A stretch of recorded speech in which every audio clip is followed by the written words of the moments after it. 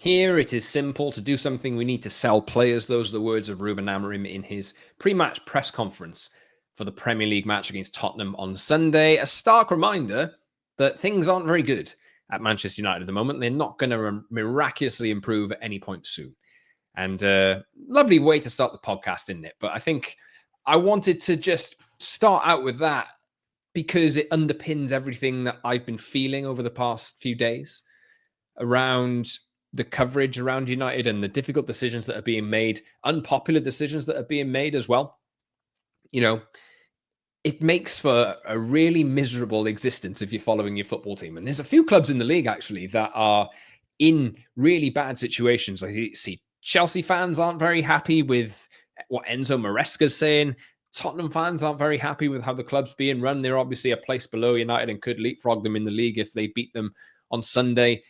Arsenal have loads of injuries and aren't going to win the league, and Mikel Arteta's going 5 years without a trophy potentially. And obviously United are in a difficult position at the moment as well. Manchester City, awful. Everything at the moment. It's just, you look around football and there's so many negatives.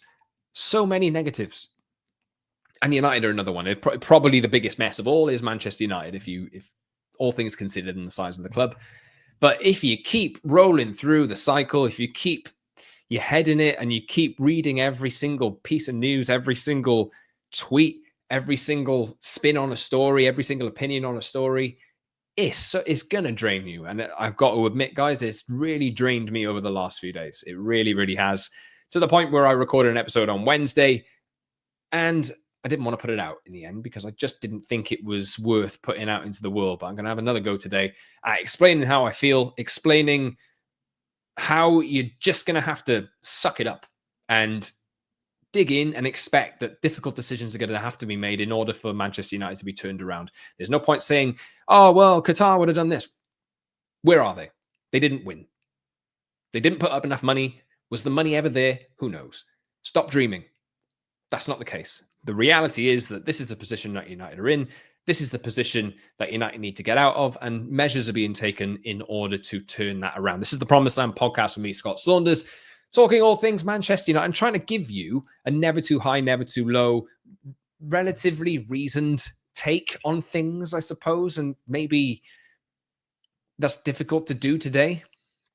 But yeah, subscribe if you'd like to get more of this. Not sure whether you will. Please, Apple, Spotify, etc., all of the audio platforms. This podcast is on there. I'm also on YouTube as well. The Promised Land of Manchester United podcast. Please leave a comment below, like the video, and subscribe to the channel if you haven't done so already. And follow me on social media as well at @_Scott Saunders on X, Instagram, and TikTok. And I'm also on Blue Sky, but not using it all that much at the moment. The link is in the description of this episode. I've had a few days away from social media, really, just because of the negativity that is consistently cycled and brought to the surface. Even though United aren't playing, we got to talk about it, haven't we? All the time. We have to. And in my own interest, I should probably be putting out more podcasts, and I should probably be talking about things that happen and the developments that happen all the time around Manchester United, and saying, well, I can't believe this transfer isn't happening. Gyökeres deal's off. I can't believe it. When was it ever on? Honestly, when was that transfer ever on? You know, I'm on a little bit of a moan today. Sorry about this, but it's just really draining and it's difficult. And I understand that with United being 13th in the league or whatever, and this being the worst season I think we've ever had, and people losing their jobs, and like, that's awful. It really is. More redundancies coming, 100 to 200. It's really tough to exist in this space. The only thing that's really going to change it is United starting to win on the pitch, and they're not really doing that in the Premier League anyway. They've won 6 of their last 8, or had positive results in 6 of their last 8. The only thing that's going to turn it around is Manchester United winning on the pitch and raking in money by finishing higher in the league and winning European competitions, this kind of thing.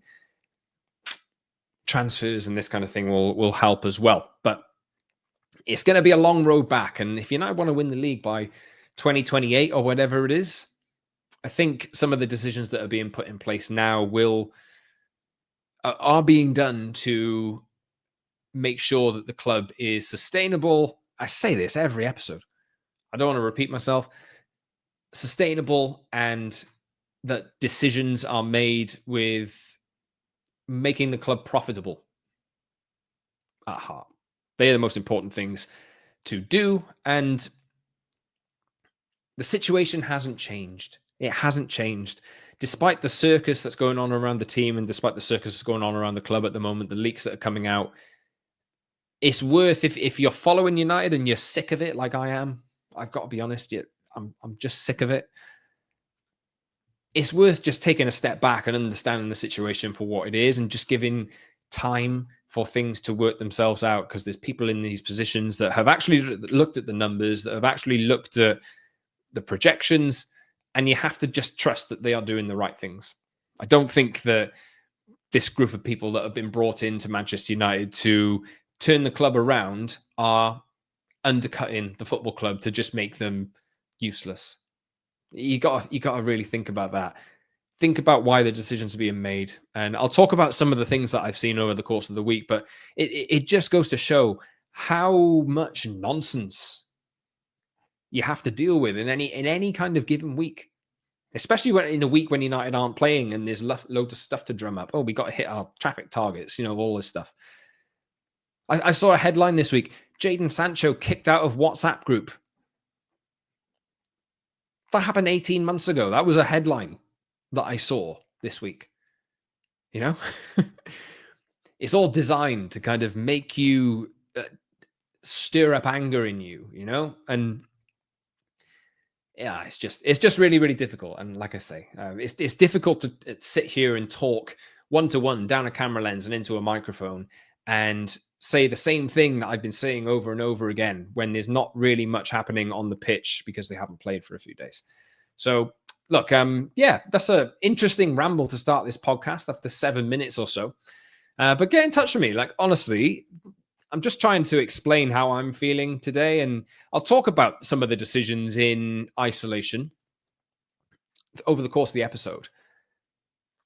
And I will, at some point, look at the squad, like I promised, look at the squad and the money that could be saved and the contracts that are up and the players that could leave the club in the summer. Also talk about some comments that you guys have sent in as well. But I figured maybe I should do this episode today and then come back to the comments and maybe create an episode off the back of it, just because I'm really interested to see how you guys are dealing with this. And it's difficult. And, at the moment, maybe we could all kind of use some tips from each other about how to kind of keep yourself upbeat and keep yourself happy, even in spite of the awfulness that's surrounding the football club at the moment. But yeah, get in touch with me at _Scott Saunders and all the social media channels and let me know how you're feeling. But look, I'm going to talk today about some of the headlines that I've seen over the course of the week, plus what Ruben Amorim has actually said. And I think the reason why I started the podcast with the line that I said, which was, here it's simple to do something, we need to sell players. Don't ever misinterpret that's how the club is operating at the moment. And yeah, it might mean some tough decisions and some decisions that are unpopular. Maybe some players that we like might end up having to leave, but this is the case. This just has to happen, and it's had to happen for a long time. There is no way anymore that United can go put more deals on a credit card and have interest charged back to them on those transfers that they put out. They still have 300 odd million pounds to play on transfers they've already completed. PSR rules have been extended for another year. It looked like at the start of the season, it looked like a squad cost rule was going to come in, but I think Premier League clubs have voted to push that back, and PSR is staying in due to the uncertainty around what's happening with Manchester City, and that is going to make things a little bit more difficult for United in the future as well, because they've been losing so much money over the course of the last 3, 4, 5 years since COVID began. So yeah, I'll talk about what Ruben Amorim has said. I will talk about some of the headlines that I've seen this week. I'll talk about the redundancies and my thoughts on that, because it absolutely sucks when people who work really hard for the football club and have served the football club in various roles for years and years are finding that their jobs, are no longer needed. It's really tough, and it has a massive human impact. It really does. But there are reasons for it. You know, I don't want to always come on that side of. I'm not protecting INEOS here. I'm just looking at the situation for what it really is. I'll talk about some headlines that I've seen as well. This week we've had the headline of the players think Amorim's tactics aren't working again. We have that with every single manager that United have, every single one. It's a nothing story. It's an absolute nothing story. The two journalists that were bylined on it, really good journalists, but it was one line in a piece, one line, and that is how media is packaged up. You see everything on a timeline on your X or whatever, on your Twitter or on Instagram or TikTok and different places, and the nuance is always left out because everything is immediate. Anyway. It's probably best off to start with Amorim. He also said, our biggest problem now is Tottenham. We know the moment of the club. I have to understand these problems, but these problems in our club are not new, as he said over and over again. That's the situation that United are in. We have a problem at the moment, but that cannot influence how I coach the team and prepare for the next game. I've said a number of times that Ruben Amorim is going to need more players that are physically able to deal with the demands that he puts on them. And I think some of the players in that team at the moment really aren't the best fits for it. So it's going to take some time. United's financial position is precarious. They're going to need to sell to buy and sell to bring in more players who are able to play the football that he wants and the way that he wants to. But you can't do that outside of a transfer window. And the one player that United did bring in over the course of the one senior player anyway that United did bring in January is Patrick Dorgu, and Amorim said effectively that he was a little bit nervous to start with. So hopefully he can get up to speed and get to grips with things. United have been making a habit of playing better. I don't want to jinx it. Playing better in games against big teams where they're maybe not favoured to win. So we'll see. We'll see how United deal with the White Hart Lane or Tottenham Hotspur Stadium atmosphere on Sunday. And fingers crossed they can go and get a win and a positive result to kind of lift the mood, because Spurs aren't in the best position at the moment either. But I think it's interesting to see what Amorim has said today. He underlined the sell to buy line and says we should all know better than him what the rules are. There's been some good developments with the youth team over the course of the week. Chido Obi scoring another hat-trick against Chelsea in the Youth Cup. Unbelievable numbers that he's putting up, and it gives you hope. And Amorim's also said that there's a few young players of which Chido Obi is a part of, who've been in the minds of first team coaches and in his mind, and have taken part in first team training sessions. So maybe the succession planning and the blooding of youngsters isn't too far away. Might be out of necessity given there's some injuries which are United having to deal with. But fingers crossed that good form can continue and he can make a big impact on the first team. But what I will say is, I did want to talk about the Gyökeres story, and there's links with, I think there's a piece from The Athletic yesterday, links with Gyökeres, obviously, and that transfer is made unlikely because United don't want to go and buy a player who's 27 years old and spend 60 odd million on him. To which point everybody raises their arms and goes, oh, I can't believe it. I can't believe that we're not spending 60 million quid on another player. They're going to want to do things differently. And as much as, look, I'd love to see that kind of player and Gyökeres joining United, but it's a hell of a big gamble. And I think, but before you do anything, and you can go and buy a striker. I put a tweet out last week about Erling Haaland playing in this United team. If you don't give him the ball, what can he do? So I think for me, the wing backs are the first port of call, and the players around the striker who are able to feed the striker is probably the biggest priority at the moment. They've got to be able to deal with the physicality and the technicality of playing in the team as well, and deal with the intensity of the Premier League. But I think you're looking at the strikers now. I'd probably start Xerxes over Højlund at the moment, but I don't think Højlund is a bust. Still, maybe some of you do, but I don't really think you can judge a player like that until you do have a working system. Højlund at the moment is being asked to, I see clips of him all the time, and I think I talked about this on a recent episode as well. You see clips of him getting the ball with his back to goal and like losing possession a couple of times. And yes, he's going to need to be better at that. He's going to need to improve that. And maybe Xerxes better at that than him at the moment.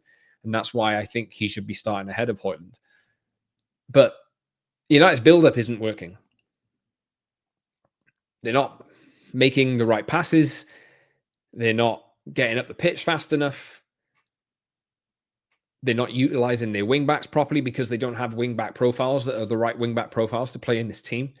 It's going to take some time, and hopefully Dorgu can go and establish his place in the first team over the next few weeks and few months, and we get to see actually signs and an inkling of what Ruben Amorim wants out of these wing-backs, and hopefully he plays on the left side this weekend so we don't have to all lose our mind about that again. But we'll see. I think this Tottenham game is going to be a difficult one. It will. Tottenham, I think, have a few players who are coming back from injury, and that's a game that United have had a terrible record in for a good few years now. It seems like I think Tottenham went to Old Trafford and won 3-0 at the start of the season as well. So quite difficult, and I've got to admit, I'm not looking forward to it, even though both teams are absolutely in a mess as it stands. It's just a long, drawn-out season, and I think that these two teams could end up meeting in the Europa League final as well, if we dare to think that United could even get that far. But the most important protocol is the next game at the moment. It's such a cliche, but the most important thing is to just go and build some momentum and try and win a game and try and see little things in the first team that you can build on. But what I want to do in this today, as I've said a couple of times, is just piece together some of the headlines that I've seen over the past week that have put everyone up in arms, and then just talk about like how the detachment from what the reality of the situation is. Were you thinking, like, I'll ask you this if you're listening to this or watching this, were you thinking legitimately that Man United were going to sign Victor Gyökeres in the summer? Apart from the fact that Ruben Amorim worked with him, do you think that was a sure thing? Because I don't really, and I never did. And obviously I've seen clips and my head loss about, I can't believe they're not signing this guy. I can't believe they're not signing this guy. How many times have we previously seen a player who's absolutely killing it at another club, scoring a ton of goals, come into Manchester United for lots and lots of money and then not do anything? There's one who's playing in Spain at the moment. He didn't do that well at Ajax, to be fair to him. But, it's a different type of pressure. Scott McTominay is a good example of a player who has maybe not joined for lots of money, but gone and absolutely killed it elsewhere. Doing really, really well with Napoli. But I think United really need to build a squad at sensibly low cost and try and raise money and lower the wage bill as they go. It's going to take a little bit of time. And it's not going to be an immediate turnaround, I don't think. I'm prepared for that. I'm trying my best to exit the situation when I can because it's really draining and difficult at times. But the other players that were listed, the likes of Liam Delap, Jamie Vardy was talked up as a potential free transfer option. Dominic Calvert-Lewin as a potential free transfer option as well. Benjamin Sesko is obviously a player that United like and would like to sign, but I think the likes of Gyökeres and Sesko are probably going to be looking at other clubs at the moment and thinking, I can probably do better and play in the Champions League with another club. United will have to go and win the Europa League to make sure that they're in the Champions League. But I think that it is the case that they want a striker. I think maybe one will end up leaving in the summer, whether that's Xerxes or Højlund. For me, I still stand by this. I do think Højlund has some of the materials or a lot of the materials there that mean that he could actually become the striker or a striker that Ruben Amorim wants. But the problem with Rasmus Højlund in the first place was he is a young striker with no senior striker to learn off. And there's a lot of expectation that's been put on his shoulders to deliver. And that's not fair on him. It's reflective of the club and the people that were making the decisions at the time that situation was put on Rasmus Højlund.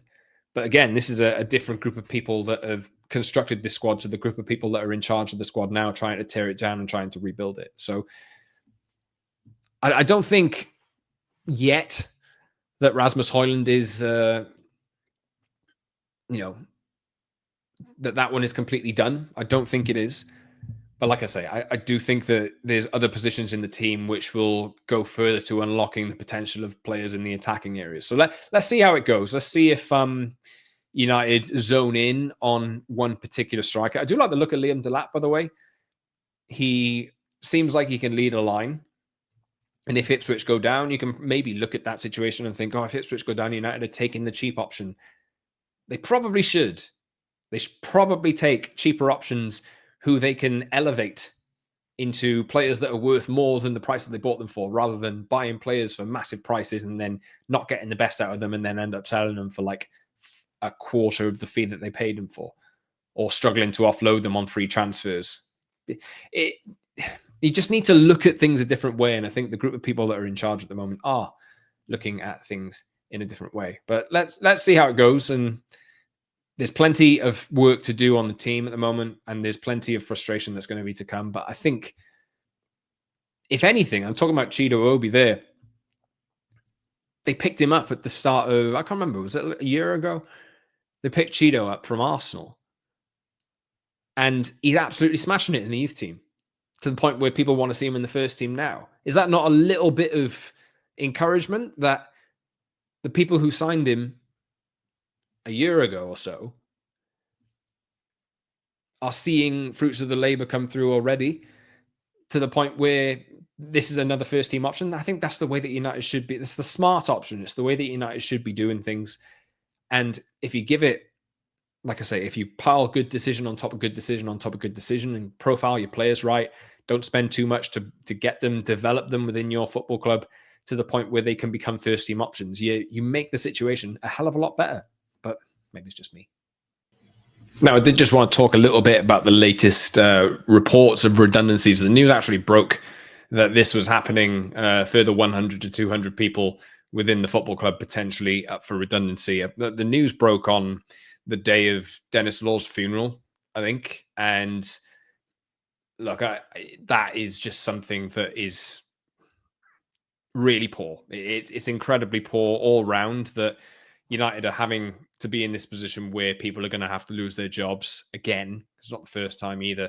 And the fact that the news comes out on that day when United and there's so many people involved in the club and involved in football in general, supporters, players, managers, everybody great to the football club, all involved, all showing up and paying their respects to Dennis Law. The fact that that news came out on that day, I think, was really poor. And it just goes to show that the United, there's plenty of things that need to happen here. And one other thing that needs to happen is United need to make sure that stories from inside the football club are not coming out before the news is official. I think that's really poor. And they need to do work on that. I can imagine that there's people who are in difficult positions and are fearful at the moment. I think it's really tough to grasp, and it's horrible, obviously, that the club are having to take decisions like this because they're just not popular at all. Of course, they're not popular, and it's really sad. It has the impact on the typical working people who this club is meant to be entertaining and supporting and propping up and giving hope to. United are so far away from that at the moment. I think it's really poor that A, the news come out before it was even done, and B, that this is having to happen. But I think it is, like I say, and this is the way I see it, I think it is a necessary thing that has to happen. I think at the point where INEOS came in, before they started making any cuts, I think United had about 1,100 plus staff. And I think it was substantially more than any other team in the Premier League, and probably substantially more than most football clubs in the world. And look, I think I've grabbed this from Sky. The last set of reports, financial reports that United put out, United reporting a net loss of 130 million in their latest accounts, and have lost more than 300 million pounds over the last 3 years. Obviously, you can't lose 105 million in a 3-year period on PSR rules, and that won't change. But what you can get out of that is deductible. So if you invest in youth facilities or in facilities or in the women's team, things like that, I think you can deduct certain expenses from that total. And then United have just managed to come in under PSR in like towards the end of last season. But there are still some really expensive years that United have had over the past 3 years, which are going to be within their cycle for a couple of years to come. So one of the things that Ratcliffe is doing and looking at is cutting jobs, cutting spending, and raising ticket prices. The ticket prices, I think, is really. I think there's another protest which is due ahead of the Arsenal game in a few weeks' time. Hitting people in the pocket like that, like your everyday working person, like that is something I've said many times before that I don't agree with. I think it's really poor form, and I think every effort should be made to fight that as much as possible.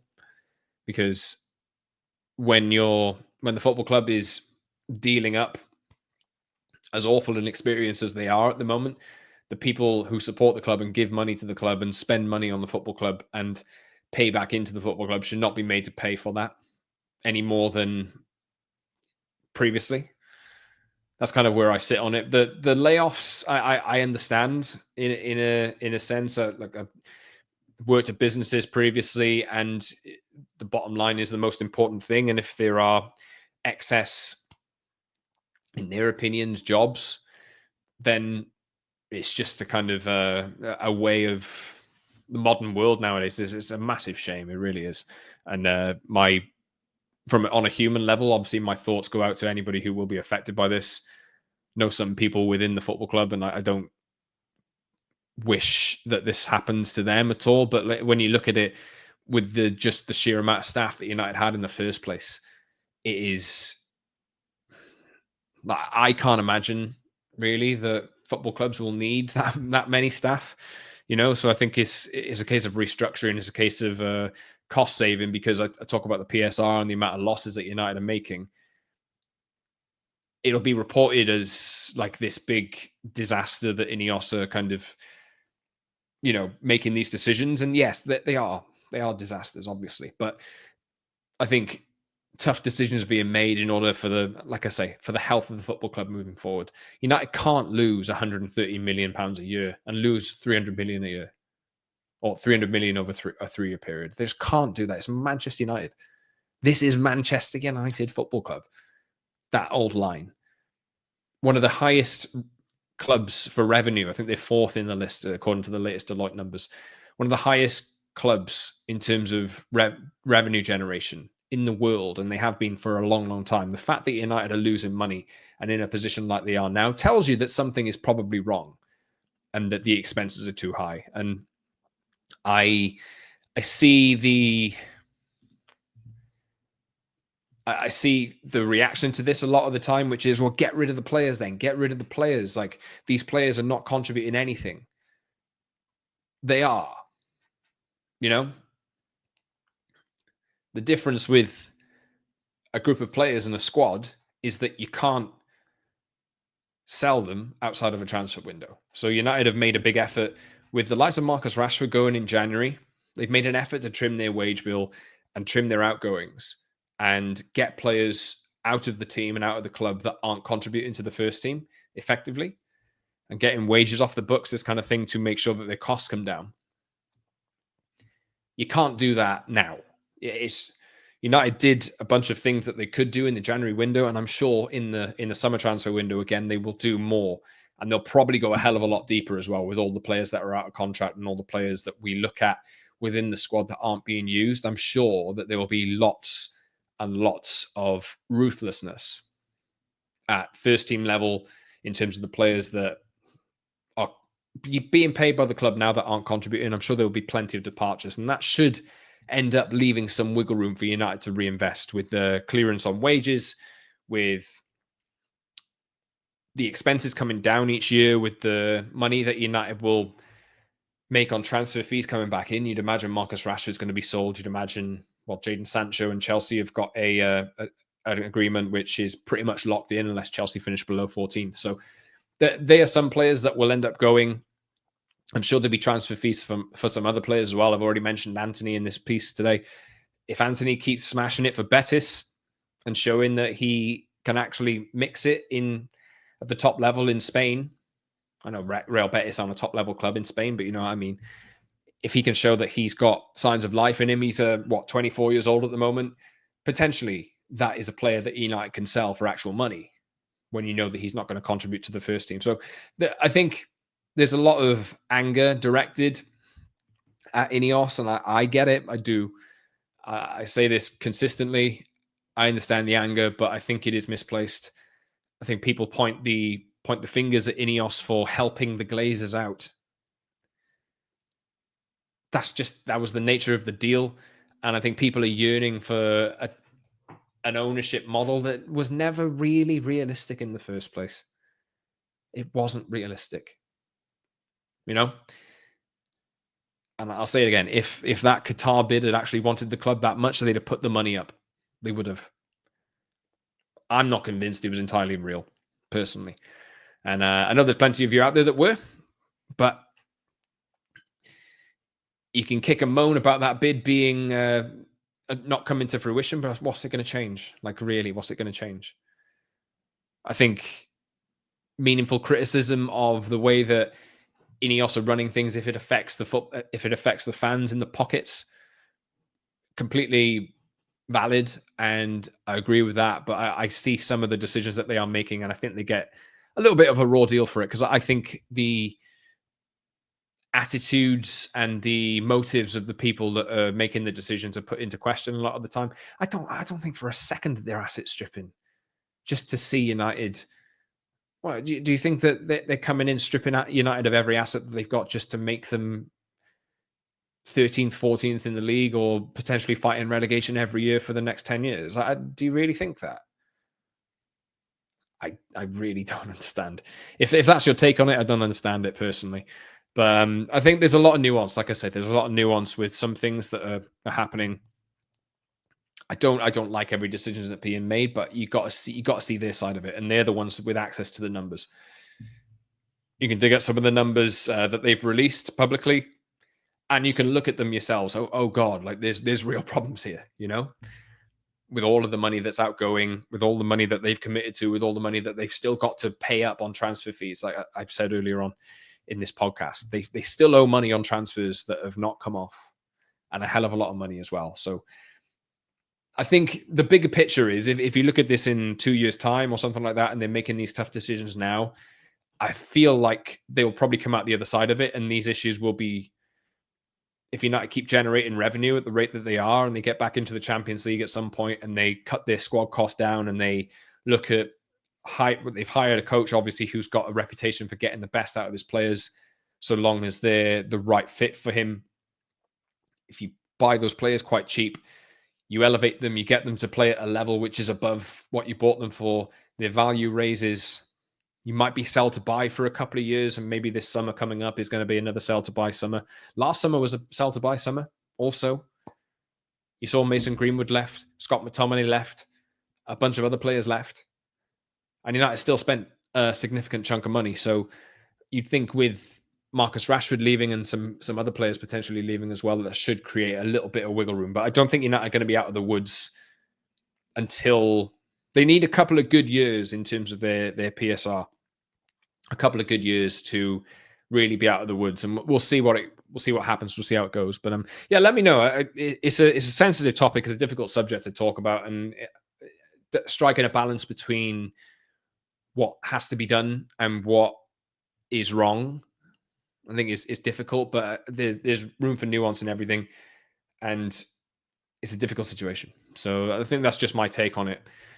I'll wrap up shortly, but United obviously play Tottenham on Sunday, and maybe I'll finish with this.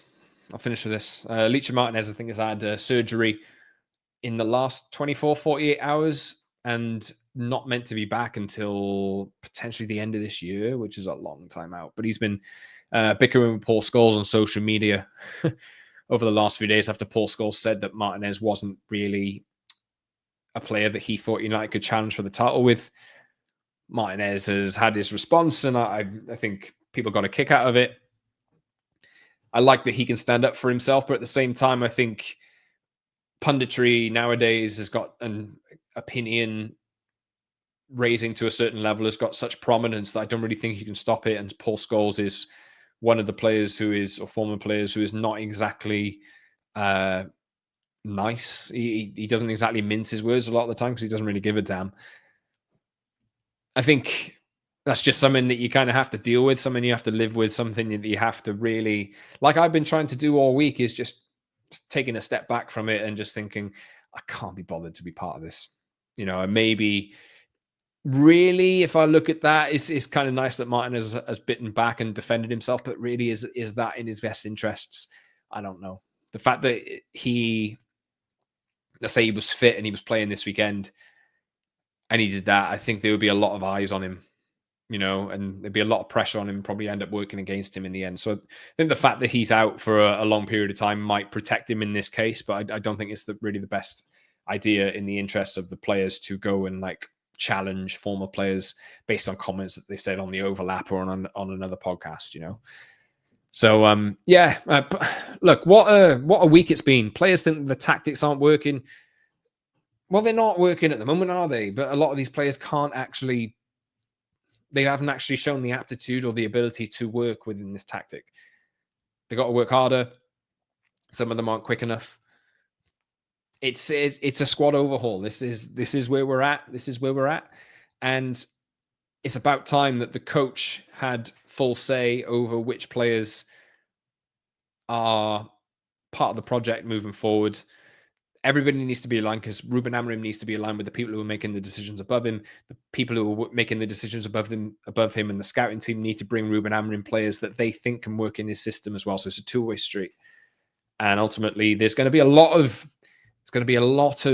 ins and outs over the next few months. Let's just see how it goes. It will obviously make it easier if United go and beat Tottenham on Sunday. It's a tough one, even with Tottenham's injury problems. But with United being where they are in the league at the moment, they can't really afford to fall any deeper.